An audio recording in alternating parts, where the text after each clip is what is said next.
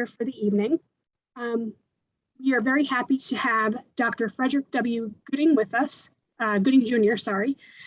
He is an associate professor in the Honors College at Texas Christian University in Fort Worth, Texas. He is going to be here tonight to speak on his book, Black Oscars, From Mammy to Minny, What the Academy Awards Tell Us About African Americans. Dr. Gooding critically analyzes race within the mainstream media, effectively contextualizing problematic patterns based upon their historical roots. Dr. Gooding, thank you so much for joining us today. Absolutely. And thank you to all those who decided to spend a bit of time talking about the movies. The bottom line is this is a fluid presentation. I have a few thought concepts I would like to put out on the table. However, if you are moved by the Spirit, as they say, feel free to drop a question in the chat, and we'll see if we can't get a chance to speak to what it is you're looking for. This is all geared to foster debate and discussion because we simply just don't want to take for granted that which we see, right? And what we're going to look at with the Black Oscars format and presentation tonight are a few patterns that are perhaps hidden in plain sight. So we just want to take a close watch and apparently watch what we're watching so that we can see whether these patterns continue to emerge for us as we move forward. All righty. So when we talk about Black Oscar,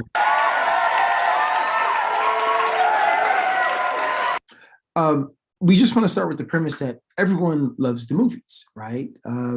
Think about how so many of us have had formed a positive memory with somebody that we care about, whether it be a family member or possibly a date, right? This idea that movies are a shared experience in many ways, right? And not only do you share those inside jokes with your family members or your friends, but think about how someone you never met before can actually now have a topic of conversation with you based upon this shared experience. Because we may not think of it this way, but movies are quite consistent, right? And so when we talk about a topic like race, that may be a little bit more difficult because you all were not there when I was age 14 and the officer came up to me and said, fill in the blank, right? And I wasn't there when you were age 16 and you were in the bus for a soccer game and somebody said this to you.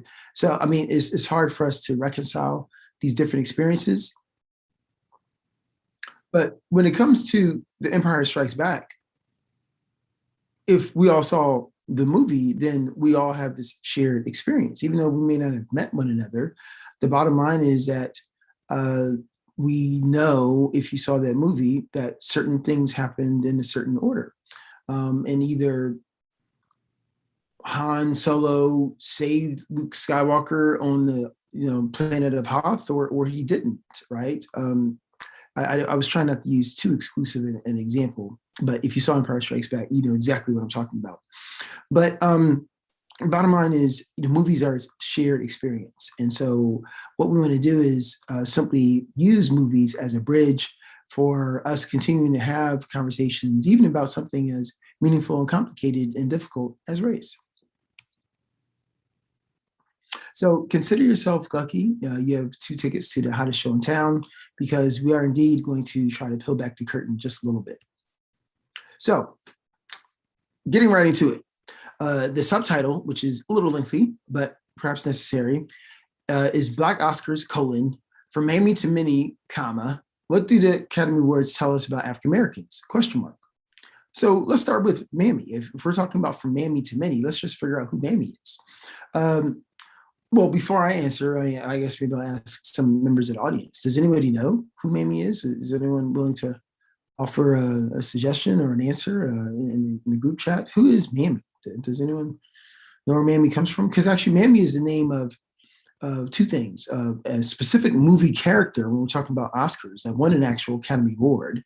And also Mammy refers to this larger idea. And there was no pun intended when I said larger idea, but it might be appropriate. Mammy refers to a typically Black female who performs a caretaking function, right? There was a time in civilization whereby Black people were essentially your modern day robots. What do I mean by that? Well, what I mean is that they looked like they're human. They function like humans, and so you would give them the orders. I mean, it was better than a Roomba. You would tell them what to do, and they would have to do it. You know why? Because there's this, I guess, narrative that or belief. Because remember, many of the leading scientists were espousing these ideas. Many of the leading theologians were espousing these ideas. Many of the leading politicians were espousing these ideas. That African Americans, for whatever reason, just weren't quite equal or human or civilized, right? So they looked like human, but they weren't treated as such, right? And so one of the functions of Black women was to do nothing but care all day long for the white family, right? That was the mammy figure, you know, like a derivative of mother. But notice again, the couple of qualities that are important here. Many white women, again, and if you're really interested in this aspect of the enslavement equation, I would, recommend the book. It's entitled, Mastery, Tyranny, and Desire by Trevor Bernard. There you will be able to read about in more detail people like Thistlewood, who took copious notes about all the sexual assaults that they would perpetrate against enslaved Black women because they were property. And the point is this, that many white female of the household would actually cultivate very angry and destructive feelings towards Black women, because Black women were seen as the objects of white male desire, and there was that tension. So in other words, having somebody in the house who appeared to be a threat was a non-starter. So the Mammy figure, I say all this to say, if you're all still with me, the Mammy figure in many ways visually reassured white women of their place in society as the paragon and the pinnacle of civilization and beauty. So to have somebody who was the exact opposite, right, in terms of darker skinned, and let's just say obese or big boned, that was the contrast necessary for what David Roediger calls the psychological wages of whiteness, right? So the Mammy figure, by design socially, was part and parcel of this larger power and control dynamic, right? So that's unfortunately what happened in real life. But when we talk about Hollywood, Hattie McDaniel, as you see pictured here on your screen, won an Academy Award in 1939 for playing a Mammy figure. Well, actually, her character's name was actually Mammy in the movie Gone with the Wind. That was 1939. But who is Minny? So we say from Mammy to Minny, what the Academy Awards tell us about African Americans. Does anyone know who Minny is? Does Minny ring a bell? Well, if you've been watching movies within the last decade, it would ring a bell if you've seen The Help, because Minny is the name of the Academy Award-winning Oscar that Octavia Spencer obtained for playing a maid in The Help, the 2011 movie based upon the New York Times bestselling novel written by Catherine Stockett, a white female. So we have to ask ourselves, what do the Academy Awards tell us about African Americans if African Americans are still winning awards for playing subjugated maids on screen over 7 decades apart? That's the question that we wish to ask, right? Because not that the Academy Awards are dispositive of how our society interacts, but at the same time, they do reflect and reinforce many of our ideas that are still alive.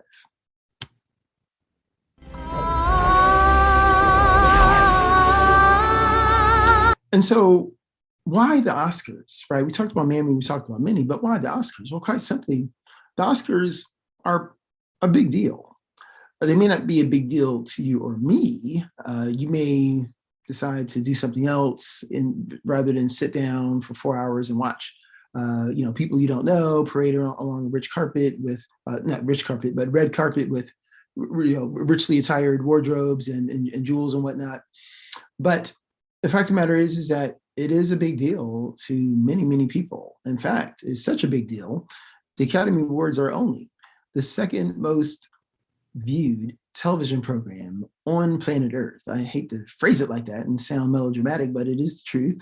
Number one would be the Super Bowl, of course. Go Eagles.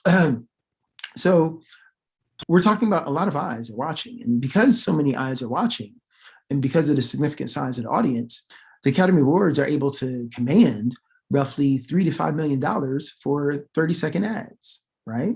So again, you may not be watching it. I may not be watching it, but many people are. This is an international, event of global significance and proportion. So what did I miss? What did I miss? Oh, okay. So before we get into modern day patterns, right, that I promised, there's a little bit of housekeeping I'd like to take care of. And I would like to simply observe the, shall we say, detail that Hollywood, unfortunately, began in what we would call racism. And what do I mean by that? Well, let's just take a look at some of the first films that came out when Hollywood was in its nascent stages. And what we want to ask ourselves is to what degree Hollywood has changed over time. So when we talk about the first film that essentially is the archetype of your modern mainstream movie. I mean, remember when movies started off in the silent era, the medium influenced the messaging, right? As far as how a story was told, how it was sequenced, how it was shot, and how it was delivered.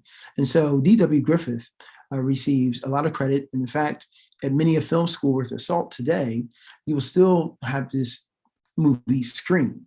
And the reason why is because from a cinematography standpoint, from a pacing standpoint, this is essentially the archetype of what we would call our modern mainstream movie. And the movie I'm referring to is none other than Birth of a Nation. And your eyes do not deceive you. That is indeed a hooded Klansperson on top of the horse. And so if you live in the state of Texas like I do, you might know that based upon Senate Bill number 3, it is no longer legal to teach that the KKK is morally questionable, right? But that being said, that has nothing to do with our business here. We know for a fact that the KKK is questionable, given the fact that they premised their whole organization around hate, right? And so that is obviously of concern for us. And the idea is that the KKK were actually the heroes who literally rode in on high to save our white damsel in distress. Why was our white damsel in distress?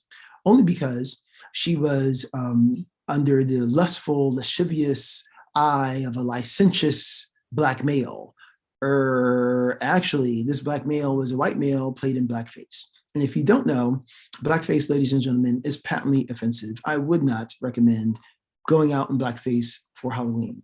It is when typically white people will cover their face in burnt cork or black shoe polish, and then they would act out their imagined vision of what a black person would sound like or look like. It was very popular up until the mid-50s, 1950s. And, we've had a couple of episodes, such as the Governor of Northrop of Virginia, where it's been revealed that just as an innocent college prank, they partook in this type of display. But we're not done. I mean, that was in 1915 when Birth of a Nation came out. But in 1927, you have The Jazz Singer, and that's the first ever talking picture. So obviously the first talking picture is historically significant.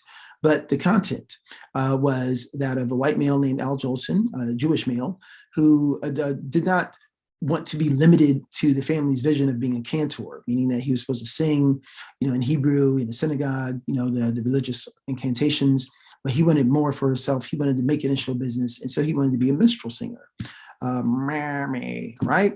So that obviously is blackface and is problematic and it's historic, right? So it's one of these deals where this type of racism, there's no other way for me to describe it as a Black person. I don't put on white makeup and make fun of white people for fun. It's just not something I would think to do. It's not part of my humanity to do that. But that is what happened. And so this is the difficulty in terms of us parsing out, what to do. Now, for some of you maybe thinking, well, Dr. G, this happened so long ago. You're right. But let's not forget that when you look at the white around Al Jolson's face on your right-hand side, that refers to the extra enlarged size of Black lips, right? And so I think what's so fascinating is how several decades ago, this was a source of derision, right? People would make fun of the size of Black lips. And now all of a sudden, fast forwarding today, it's like the coolest thing to do is to have, pouty lips, right? And take them for your selfies. Right. So the only problem is when you have full lips on Black people, then for whatever reason, it's not attractive. But if anybody else has full lips, if people actually artificially undergo a procedure to have full lips, then all of a sudden it's something that's cool.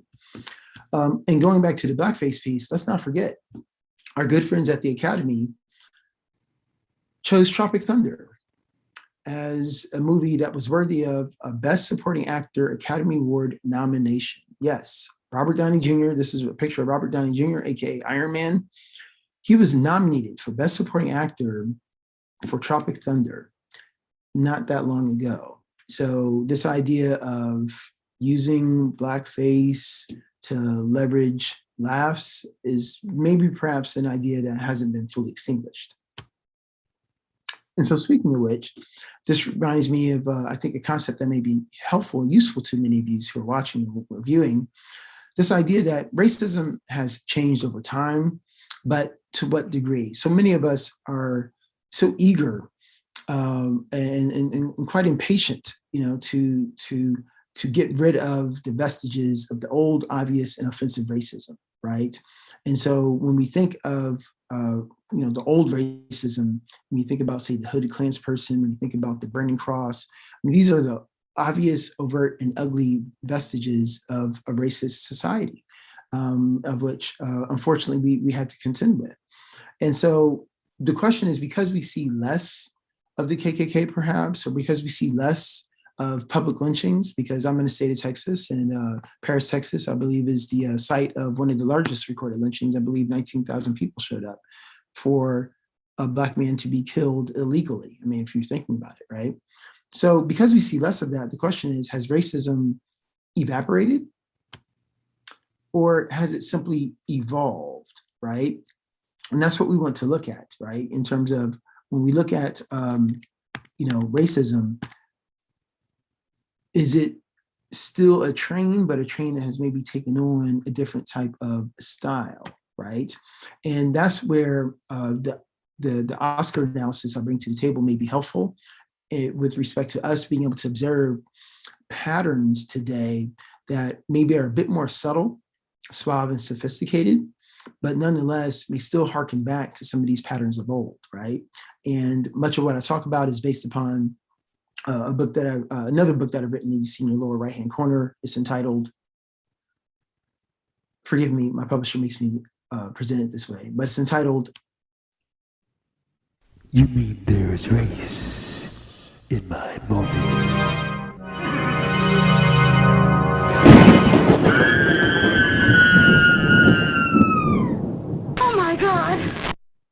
Again, you have to blame my publisher for that one.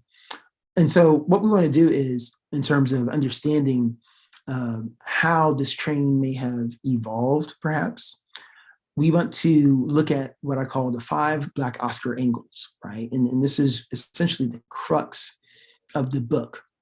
And so these 5 angles will provide us intellectual footholds, if you would, on how we can have this conversation about, evolving diversity images on screen. And so what I'll do is I'll go through each of them, explain their significance, and then we can just open up for a little discussion.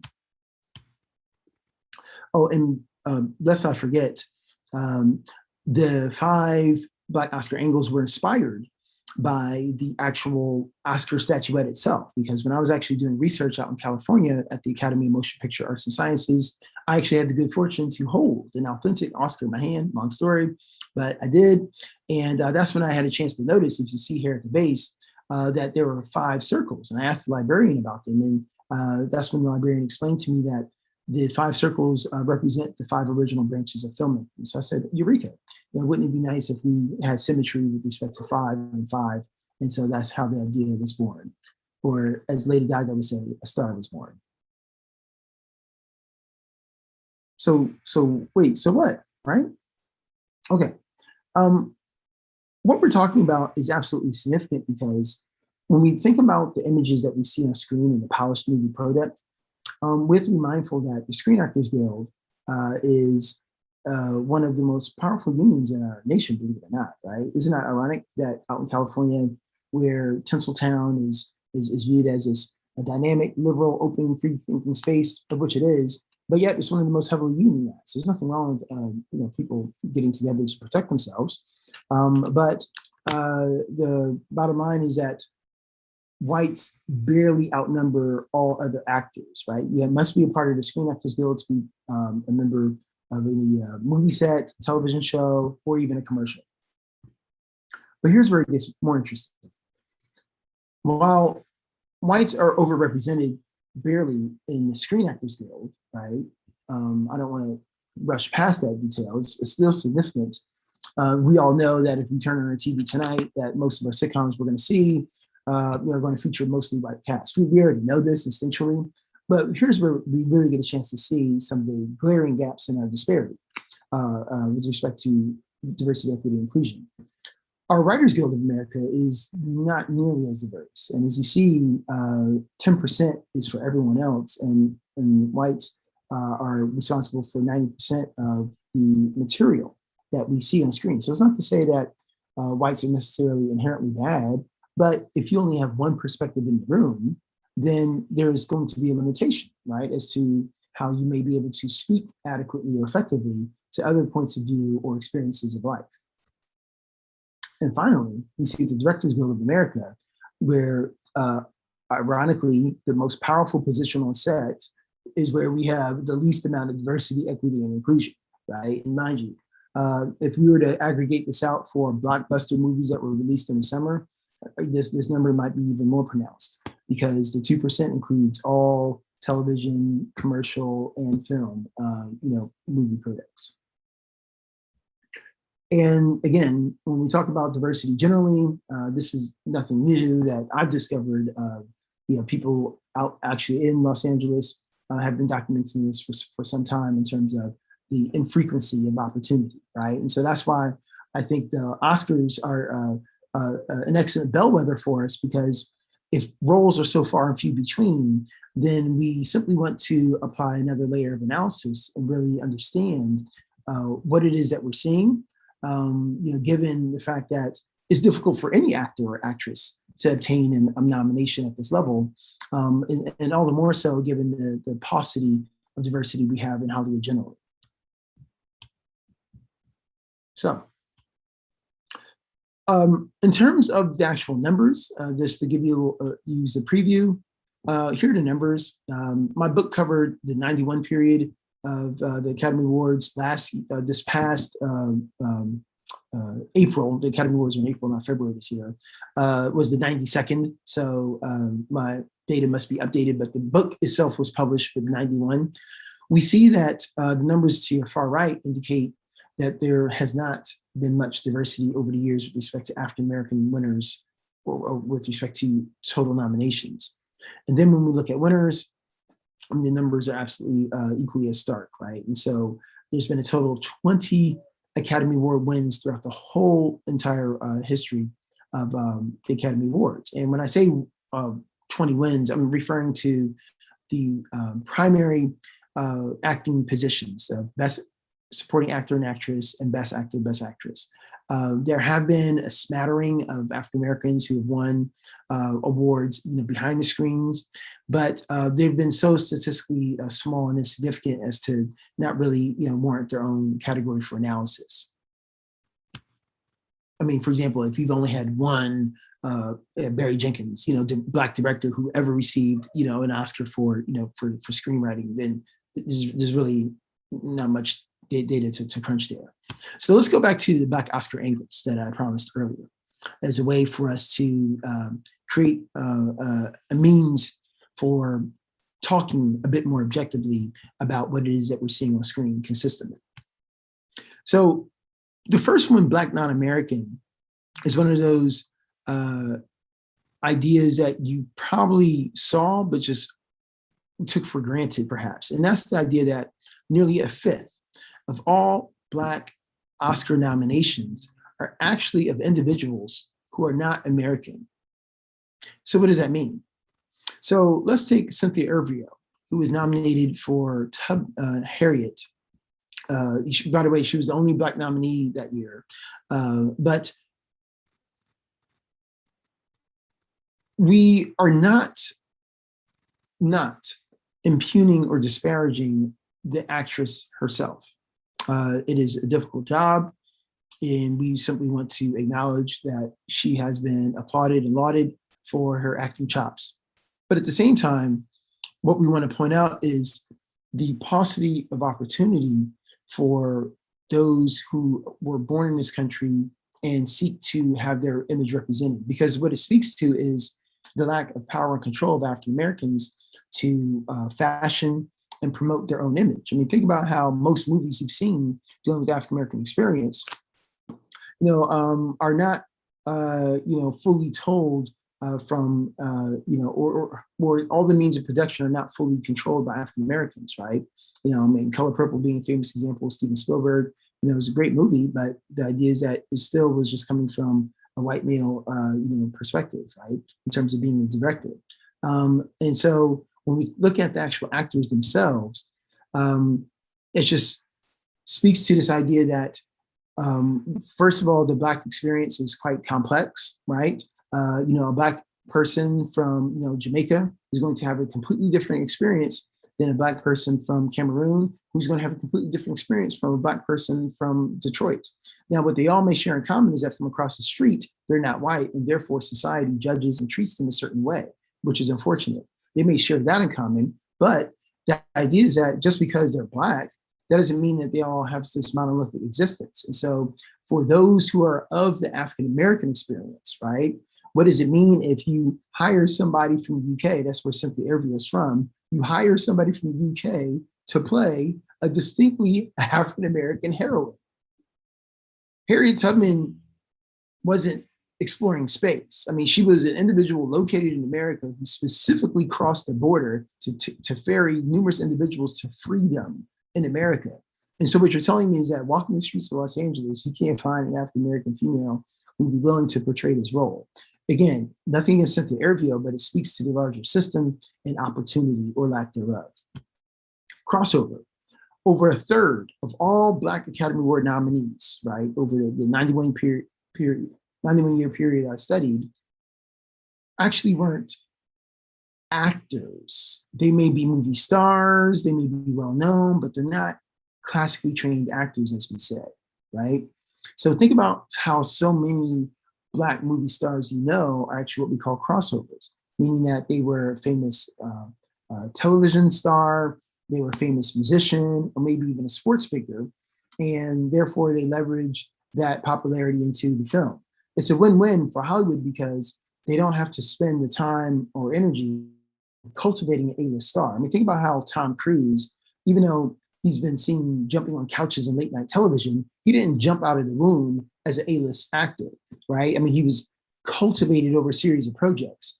And right now, I mean, just think about how few Black actors and actresses, particularly from America, are being cultivated in the same way, right? I mean, of course, there's Denzel, but I mean, it's a relatively short list as far as Black actors and actresses who are able to carry a movie entirely by themselves, where people are going, people will go to the movie theater just to see Brad Pitt, right?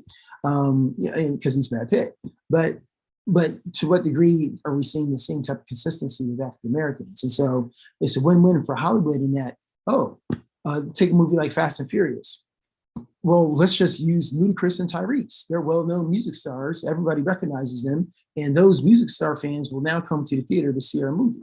And that's what works. And of course, people are flattered to be in the movie. This is not against the the musicians themselves, but it still speaks to this idea of the paucity of opportunity. With Deja Vu, also speaking to this idea of paucity of opportunity, 40%, right, of all Black Academy Award nominees were nominated before. So it's not as if we're, quote unquote, spreading the wealth and we have so many different Black actors and actresses to choose from. We have a limited pool. And so I like to maybe describe this, this phenomenon thusly. God help us all if Morgan Freeman, Viola Davis, and Denzel Washington all get in a car accident in the same car. I mean, that will literally be almost nearly half of all our Black Academy Award nominations as it is. So we're recycling many of the same names, right? And so this speaks to the paucity of opportunity. Nothing against the actual individuals who obtain the honors, power to them, paucity of opportunity. Gravity reality. So this is the one I really like to talk about. So over 80% of all Black Academy Award nominees deal with the reality of poverty or racism. Poverty or racism. Once again, poverty or racism. Very seldom when you see African Americans who are liberated by what I call the freedom of fantasy, right? The way we do with so many of my white brothers and sisters. African Americans are typically grounded by what I call the gravity of reality, right? And when I talk about fantasy, fantasy can take on a variety of different forms, whether it be that remote control that can pause everything, like Click, like Adam Sandler, or this idea that, we're in Mordor, fighting, elves and, and half beasts or what have you in Lord of the Rings, right? I mean, fantasy can take on a variety of different forms, but we hardly ever see African Americans in that type of realm, right? Let me just show you a quick example of what fantasy can look like. The power of imagination. The thrill of adventure. The journey will be electric. The Chevy Bolt. Let's review. So, I'm a Star Wars fanboy, and as much as it pains me to say this, X-Wing fighters are not real, at least not yet. And if they were, you mean to tell me you're going to have a piece of multi-million-dollar piece of military equipment flying this low to the ground? I mean, because that's what it is. It's military equipment. It's not an X-Wing cruiser. It's an X-Wing fighter. There's only room for you and the droid to do what? Shoot and destroy. It's a piece of military equipment. It's not flying that close to the ground to risk damaging the equipment. And then thirdly, even if it is real, and thirdly, even if you are going to fly that close to the ground, you're going to tell me a Chevy Bolt, no disrespect to American-made cars, but you're trying to tell me a Chevy Bolt is faster? Okay. All right, now we're getting out of hand.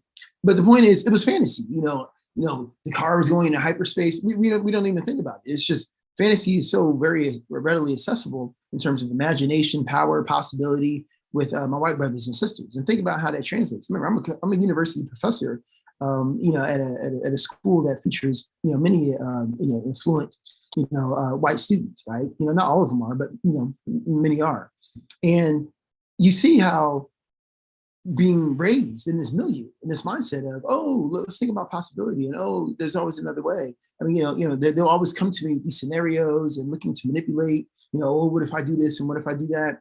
And it's a completely different mindset from, many of my students of color who, will hardly ever question, right? Because they haven't been socialized or conditioned in many ways that, that it is possible, or they would be supported if they did question, manipulate, change.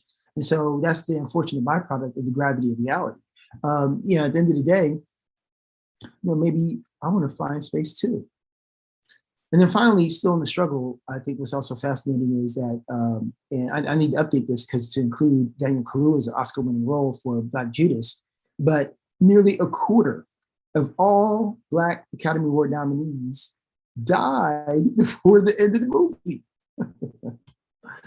So as you look at the cacophony of faces, right, that actually achieved this pinnacle, the highest honor, just scan through the faces and think about some of their roles, right? And some of the patterns that I was talking about, how they might start to jump out at you a little bit more, right? So many of these roles, adhere to the pattern that we just described. I mean, one, for example, when we talk about this idea of gravity reality, I mean, think about how so many of these Academy Award-winning roles are based upon what we call para-realistic or true-to-life stories. So rather than us spending time in investing and inventing like a new narrative, for example, I mean, the Matrix, entirely made up, right? The idea is that if and when you're going to prominently feature a Black person, it only, can be built upon, a true to life story, right? An extraordinary story that, had to be captured on film. And think about top row, fourth from the left, Glory, based upon a true story. Think about second row, fourth from the left, Ray, based upon a true story. Think about third row, first from the left, Last King of Scotland, story of Idi Amin, based upon a true story. Dreamgirls, second from the left, third row, based upon a true story, right? When you look at Diana Ross's story, or even the third row, fifth from the left, when you look at 12 Years a Slave, based upon a true story. Technically, The Help is based upon a true story because Catherine Stockett actually observed her brother's help close hand, right? And used that experience to option out her fictional story. But even look at the fifth row, third from left, right? The Green Book, based upon a true story. And so, again, it's not to disparage or impugn, many of these movies, but it's just to say that, I mean, sometimes on a Friday night, I mean, I'm not really interested in watching an August Wilson play adapted on film, dealing with, the nuances of Black pain. I mean, because I live life through a Black body on a daily basis. And it's not to say that August Wilson doesn't have any artistic value. I've been to his plays in person. But if I had the choice between sitting down and paying for the privilege to deal with Black pain, people in tears and I'm frustrated in the system, versus dinosaurs in space, sometimes on a Friday night, I just might be in the mood for dinosaurs in space. This has nothing to do with, I don't like Black people. I mean, I'm a Black person. But that's kind of heavy. I want to escape. I want to see some dinosaurs in space, right? So again, think about how these pararealistic movies, in many ways, also truncate their commercial appeal, oftentimes. So here you have it, from Mammy to Minny, 70-year period. The question is, what has truly changed over time? Because when we look at the old train and look at the new train, this analogy may very much hold, right? Because the old racism was overt, obvious, and offensive, and the new monster we face, ladies and gentlemen, I'm suggesting, is much more subtle, much more suave, much more sophisticated. And in fact, part of the problem is that there is no problem, right? You figure the technology is such now, whereby the racism that we face is much cleaner, it's much more fuel efficient, it's much more quieter, just like the new train, right? It's not nearly as lumbering or loud or offensive. And if anything, people are much more comfortable and they enjoy the ride. But ultimately, ladies and gentlemen, what I'm suggesting is when we look at the data strongly suggests that when it comes to this train, our train is largely still on track. I mean, the train that left the station, if we say 1915, right, Birth of a Nation, is still largely on track. I mean, and again, let's not, in our exuberance and excitement over, a couple of nominees in the aftermath and reactionary period of hashtag Oscar So White, just look at your Emmys, right, just from a couple of days ago. And there's plenty of articles about how white the Emmys were. And if that's any indication with the Oscars, I know they changed the rules to allow for more diversity, but I don't know if the floodgates are open yet, right? That's all I'm saying. Time will tell. So in closing, I just want to point out that this is a delicate business, right? Hollywood has been making movies for a significant period of time and will continue to do so. And Hollywood has and enjoys unparalleled influence the world over, right? Just think about how our movies are shown from airplanes to hotel rooms to even foreign movie theaters, right? How American cinema is so very much dominant, and so it only behooves us to ask the question of what is it that we're watching, right? When we're watching these images, right? And then what other larger messages and patterns perhaps do they convey? And so there's exceptions to every rule, of course, but the question is, what's the rule? And unfortunately, ladies and gentlemen, when it comes to African American imagery, at least it's through the lens of Academy Awards, we see that the rule hasn't changed or altered much substantively over time, right? It's been largely quite consistent. And what's so funny about this, y'all, is that one place where I've deduced where we're all equal is at the box office. Hollywood will take all of our money just the same, right? But it appears to me, Dr. G, that even though we all pay the same price of admission, it is Black, Indigenous, and people of color who disproportionately bear the cost of omission. My name is Dr. Frederick Gooding Jr., aka Dr. G, and my belief is that now that you've been exposed to the Black Oscars experience, that you may never see the Academy Awards the same way again. Thank you.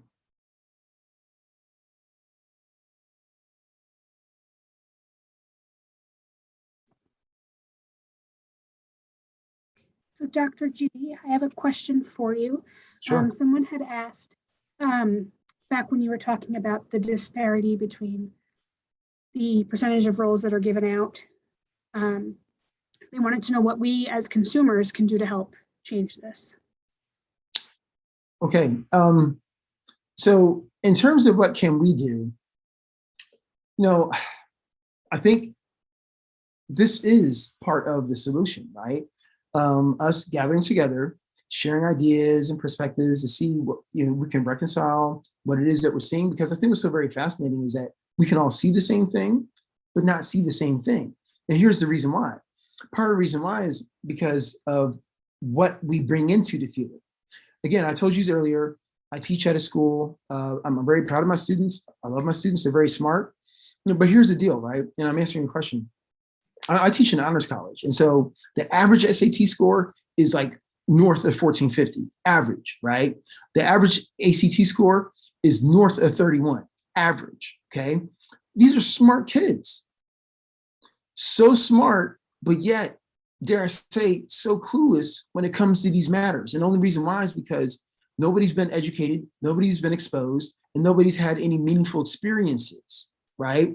So, they come into my classroom, or they come into a theater very, very limited.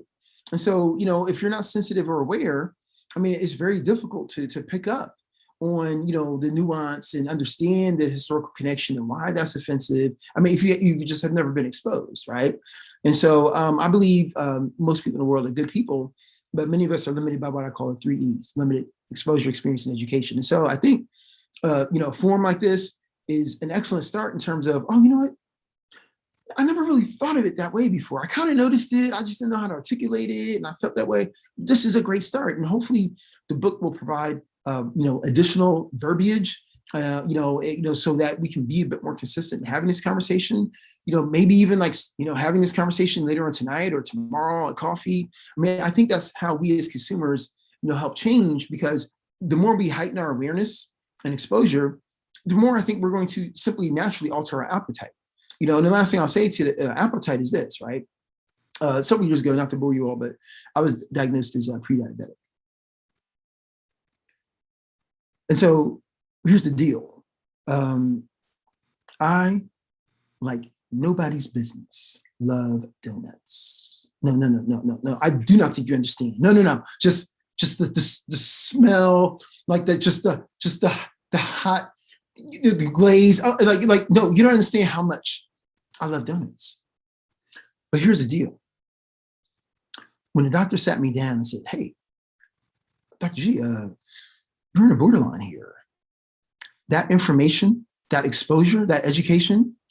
And then when they explained to me what diabetes was and what it would do to your body, and like, you can eat it, but if you want to be on dialysis, if you want to do insulin every other, you can do it, but you have to pop a pill before and you got to calculate. I was like, all of a sudden, right, because of the knowledge and information I had, my appetite changed.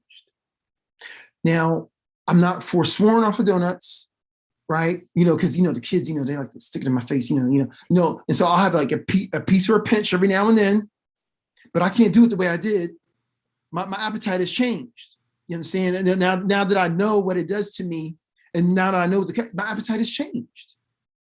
And so my hope and belief is that the more we have these conversations, that appetite, that consumer appetite will change. And Hollywood, if anything, it will listen to the bottom line. It may not care about my feelings. No executive is laying up late at night, worried about whether I'm offended or not. But they will lay up late at night, worrying about if they can make that next payment on their convertible, right? And if the bottom line is the movie's not selling because we have articulated and we voted, demonstrated that we're not interested in this, we're more interested in this. You need to make more movies like this. I do believe Hollywood will have an incentive to respond. Someone else had asked before, when you were talking about the Writers Guild and the shift in perspective on screen being predominantly white, what efforts can consumers take to encourage applicants or help get hired, Black producers, casting agents, cinematographers, costume designers, et cetera, which would then therefore affect representation? Man, I'm going to take that person on the road with me, because that is a tough one. Because think about it. I mean, as consumers, there's very little we can do in terms of putting pressure on that aspect of the creative process. And to the questioner's point, there's a lot of shenanigans that happen behind the scenes in the early stages. I mean, people will straight up say, we're looking for a Mexican, not looking for a male, but a Mexican male. We're looking for a Black male, right? They will be very specific, about what it is that they see. And again, most people, sometimes it's a little weird, but most people don't have an incentive to report and blow up the system, because that's the whole point. I need this to get into the system. I need to make my first film first. Then maybe I can hopefully, complain or influence from within. But let me get in first. And think about America Ferrera, right? She started off as Ugly Betty, and that was controversial. Some within the Latinx community are like, I'm not feeling that representation. It's actually not flattering, and I think there's some validity to that. But to her point, she stayed focused, and then she was able to, entrench herself inside the Hollywood system. And then later on, she's able to greenlight or help get greenlight a project called Gentified, right? Or Hentified, right? Netflix series that just got optioned on for its third series. Now it's employing an all Latina Latinx cast, and they're dealing with substantive issues around family and loss and, culture and food. So, right, it's a toss up, but not everybody is successful like America Ferrera, right? And that, a lot of people don't even get that call, or lose their way. So in terms of how to put pressure on the front end, as far as how to hire, more Latinx writers and Black writers, that's a tough one, because, one thing about our country that's interesting and unique is that while we have laws to protect everybody and treat everyone and make sure everyone's treated equally, there's this irony whereby, because it's a free country, I'm also free, if you bear with me, to discriminate. Like, okay, what did I mean? So what that means is that if you and I want to start a business today, we can, and we can hire our friends or family. Like, we're under no obligation. Now, again, if people apply, I can't ask certain questions and things of that nature, but ultimately, when it's time for me to decide, I can pick who I want to pick, right? It's a free country in that respect. That's why Chick-fil-A is not open on Sundays. You can't make them. That's just part of their owner's philosophy. They're diehard Christians, and that's how they want to observe their business. And if I like the pickles that much on my biscuit, I'm gonna show up on Monday. And so I say that to say that when it comes to Hollywood, this is where the nepotism comes into play, as far as, I'm just comfortable with so-and-so, and, I just know so-and-so, and, we went to Northwestern together, we're in the same class, and I just thought of this person first. And so that's where that social capital comes into play. And so few African-Americans or Latinx individuals oftentimes are raised or cultured with this idea that, oh, you can be a screenwriter one day. I mean, the idea is like, and again, I'm not to paint a broad brush, but if mom and dad have a couple of jobs, we're trying to make it, we on the South Side, we're talking a little bit more practical, right? What movie is this? The name of this movie is How We Gonna Pay Rent, right? As opposed to, oh, I want to be a screenwriter one day. How do I even get there? A lot of people may not even know those pathways. They may not have been exposed. I mean, some of the greatest ideas might still be in the ghetto, right? For all we know, but in terms of these individuals having access, opportunity, that's just an entirely different matter altogether, especially when people have the liberty to hire who they're comfortable with. So that's a tougher nut to crack. But my hope is that, good people like, who are listening and watching right now, to the extent that we can promote cultivation of the arts for all, earlier on, maybe, more people will begin to see those pathways and decide they want to insert themselves.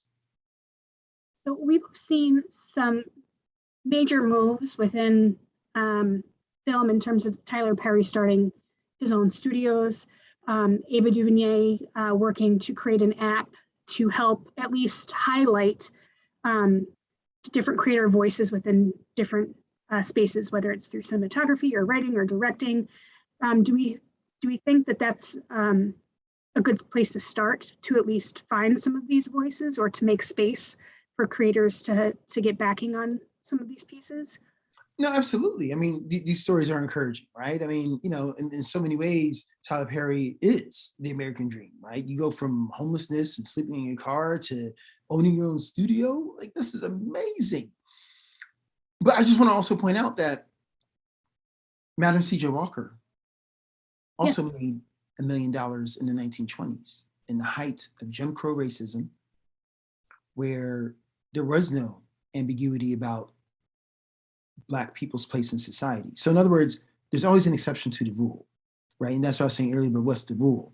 So in addition to Tyler Perry, Ava DuVernay's, I mean, it shouldn't be all on them. I mean, what if, I mean, again, what if Ava DuVernay just wanted to be an artist, right? Like, well, how come I have to be this Black champion? I just want to make movies about, pigs in space, or, I mean, right? So in other words, even the question acknowledges that there's like some sort of like hidden labor involved oftentimes, and I, as a Black faculty member of my campus, often experience this in glimpses as well, where, students will come in my office, they don't even take my class, and, I make time for them, right?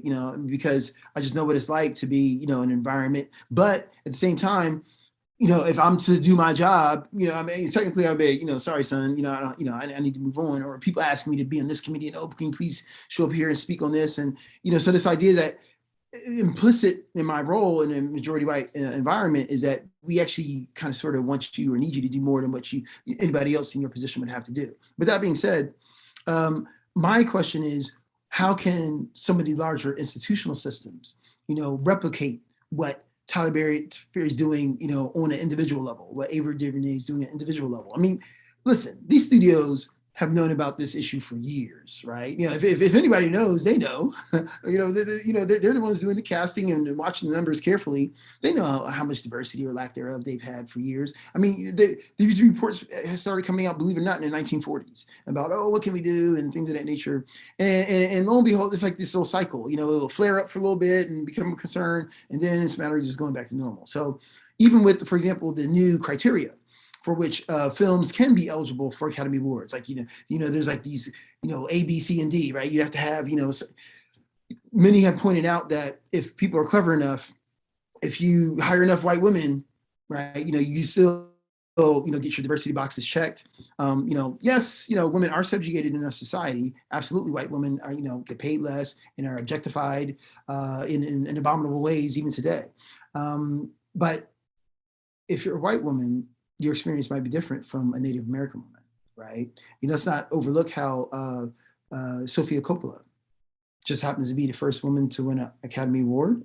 Oh, wait, Coppola, wait, does that sound familiar? Oh, as in the granddaughter of Francis Ford frickin' Coppola. Yeah.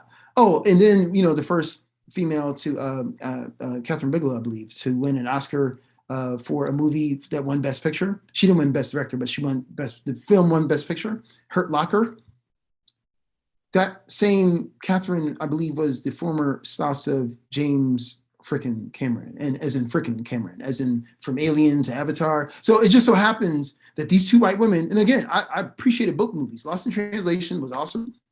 I thought it was well done, and Hurt Locker I thought was, it was a brooding film, but it drew me in. But it just so happens that these white women, they're women, but they just happen to be so very close to the power dynamic, right? In ways in which Ava DuVernay, may never approach, right? Despite her badass, kick-ass self, right? So I mean, that's part of the complication that we have with this equation. So just a couple more questions. Oh, sure. We had someone ask, with the Academy Awards being representative of an isolated industry, what effect though with film being so widely consumed in American society as an entertainment form, does this glaring discrepancy in Black representation have on other industries? Unfortunately, I think it does have a trickle-down effect, right? Because I mean, think about how if we have I was just in Washington D.C. this past summer for a fellowship. I was at the National Gallery of Art, right? And I'm walking around the town and striking up conversation. It was actually amazing as it was alarming. I met a significant number of people who live in D.C., like live in Washington D.C., but never went to the White House. Never. And so, in other words, much of what they know, even though they're right there, is based upon what they see on TV or in film. If they haven't experienced it themselves and they're right there. So all the more so from someone from Czech Republic, someone from Poland, someone from Vietnam, they're all the more dependent upon what it is that they see. And so we all know that Hollywood is quote unquote not real life, but we often forget the racial shorthand that is communicated in terms of if 9 times out of 10 or 8 times out of 10, you're watching a movie and the protagonist is just going to be white, then this idea of absence, I think just trickles down. And so, think about how, when you talk about advertising worldwide, other people might employ strategies that simply imitate and mimic, ours, because they think this is what's going to make them most successful, not even realizing that unwittingly they're continuing to perpetuate and propagate a harmful pattern of exclusion.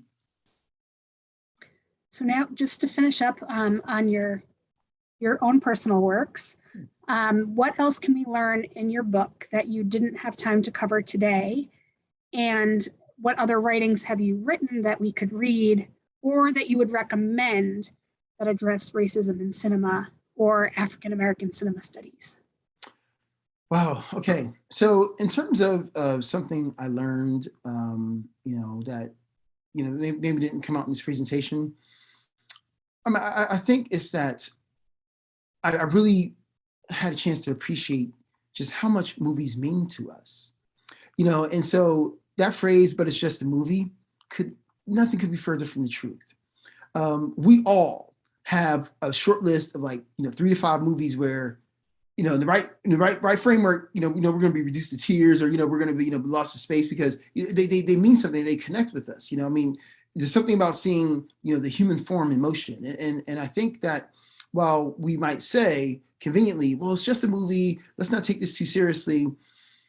At the same time, because it's in the movie and because this is the hallowed ground that so many eyes are watching, my argument is it's all the more reason that we should take these images a little bit more seriously and analyze what they mean. Because what I'm offering in my book is not, oh, here's Louis Gossett Jr., he's born in Mississippi, he's a cool guy. No, I want to actually talk about the role itself, right? Within that, what I call the visible continuum, like how was he treated? How did he relate to others? Did you ever go inside his home? Is he ever seen physically touching anybody, being intimate? So in other words, what I'm stumbling onto is this idea of psychological segregation that we still might face. Maybe not physically, but psychological, right?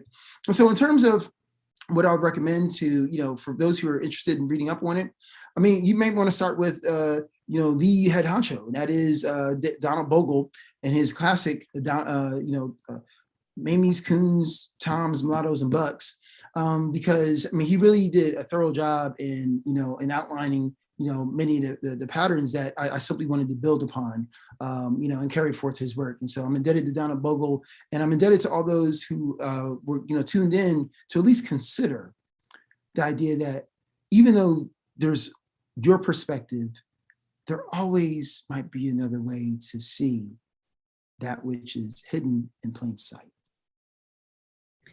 Well, Dr. G, thank you so much for giving us your time and joining us today for this presentation.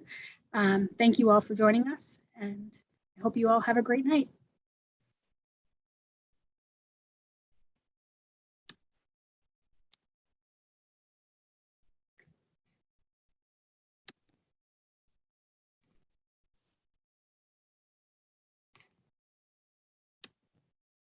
Yep, we're good to go. You can all, yep. Thank you, guys. All right. So absolutely stay in touch. I enjoyed it. My hope is that we can somehow continue the conversation, maybe in person. I mean, because, with the Oscars, it's always an annual thing. And so I was pleased y'all wanted to talk about it in September, but who knows? Like maybe, closer to the date or something, we could see what we can do. Okay. All right. Well, All right, I'm sure, yes, you'll be hearing from us. Thank you. And for those of you who are still in the Zoom, I did want to mention that we do have Dr. G's book. So if you're interested, please make sure to check it out. All right.